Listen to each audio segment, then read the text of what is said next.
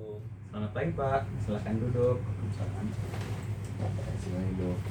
Baik ya Pak, apakah betul saya berbicara dengan Bapak Riko? Iya dok.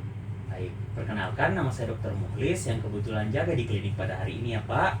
Berdasarkan hasil tanya jawab dan juga hasil pemeriksaan fisik yang telah kita lakukan kemarin, ada kecurigaan Bapak ini menderita lepra ya Pak. Iya dok. Jadi di sini kita memerlukan pemeriksaan yang namanya sediaan apusan cairan kulit Iya, dok. untuk memastikan kecurigaan tersebut.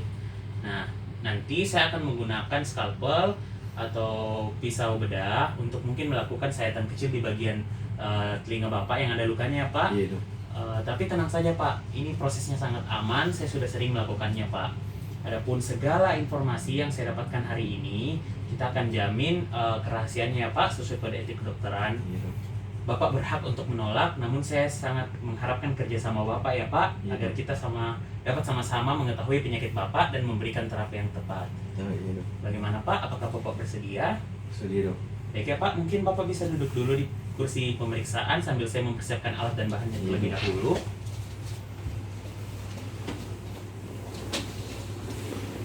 Baik, jadi di sini saya akan mempersiapkan alat dan bahan.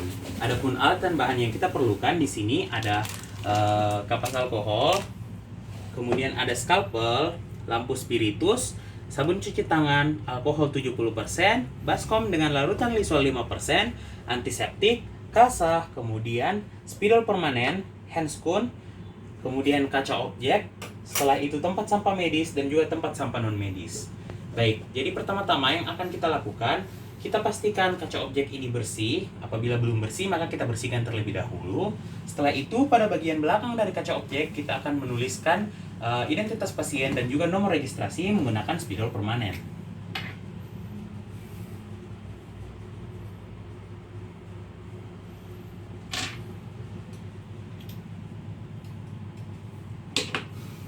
Baik, setelah itu kita pastikan pencahayaan di ruangan itu bagus, jadi kita menyalakan lampu pemeriksaan.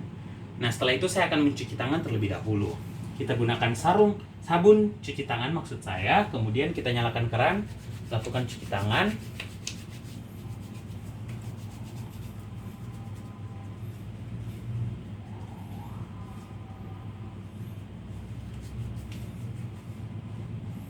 Nah, baik. Jadi, setelah kita melakukan cuci tangan, kita akan menggunakan handscoon terlebih dahulu.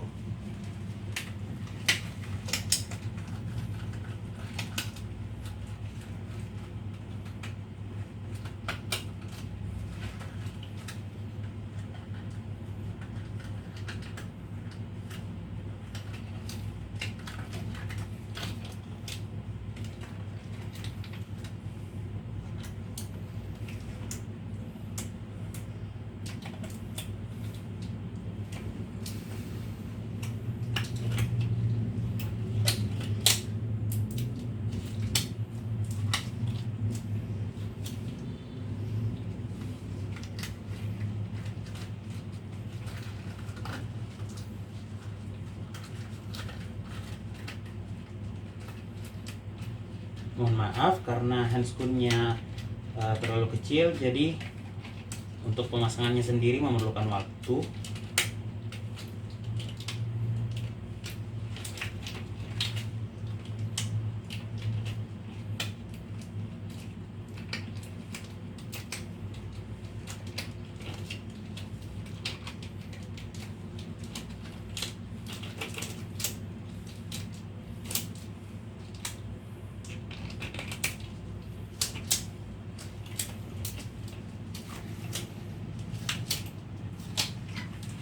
Baik, setelah handphone terpasang dengan baik, di sini saya akan melakukan disinfeksi terlebih dahulu pada bagian telinga pasien.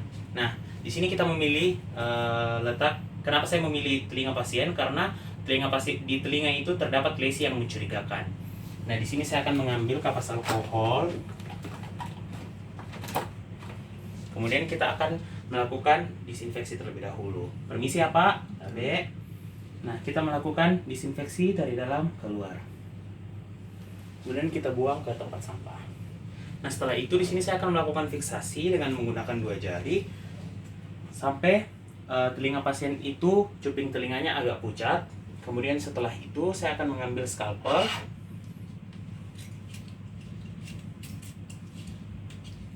Nah, di sini saya akan melakukan sayatan dengan panjang 0,5 cm dan kedalaman 2 mm.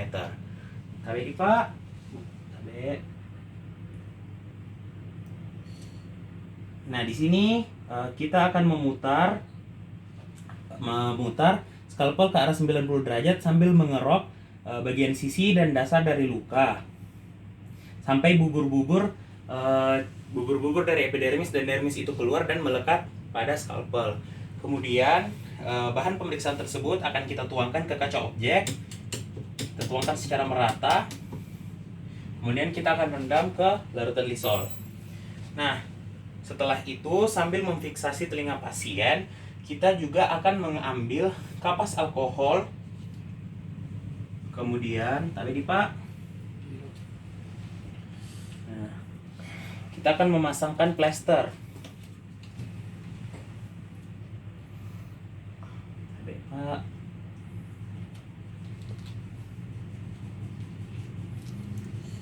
Baik. Setelah kita memasangkan plester pada telinga pasien, tapi Pak, mungkin kita bisa kembali duduk dulu selagi saya mempersiapkan ini. Baik. Nah, kita kemudian akan mengambil tisu untuk persiapan sebentar. Kita tunggu dulu preparatnya hingga kering. Kemudian setelah itu kita fiksasi di atas lampu spiritus. Kemudian setelah itu kita bungkus dengan rapi. Kemudian kita akan memasukkannya ke dalam amplop.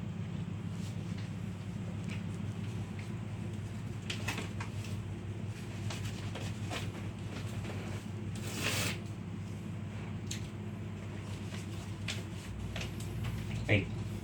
Setelah itu, saya akan mencuci handscoon dulu di larutan lisol. Kemudian saya akan membukanya. Kemudian membuangnya ke tempat sampah medis. Setelah itu saya akan melakukan cuci tangan sejelangkah.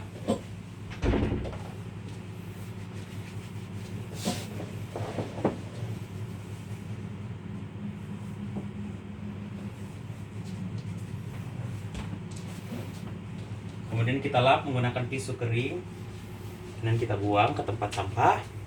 Baik, setelah saya mencuci tangan, di sini saya akan menuliskan membuat surat permintaan ya, surat pengantar. Jadi kita tuliskan nama pasien, kemudian setelah nama, umur, jenis kelamin, pekerjaan, dan juga keluhan. Baik. Setelah itu kita rapikan dulu tempat pemeriksaan. Kemudian kita kembali ke pasien.